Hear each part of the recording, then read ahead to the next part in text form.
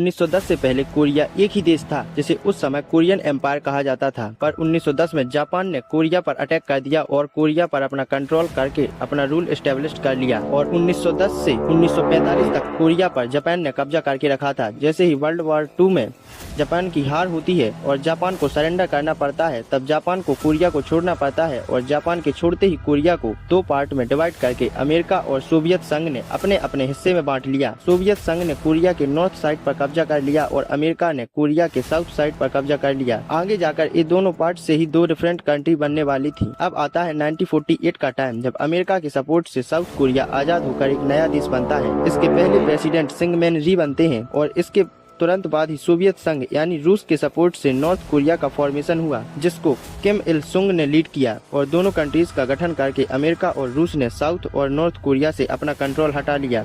पर इसके बाद टाइम आता है 1950 का, जब नॉर्थ कोरिया साउथ कोरिया पर अटैक कर देता है।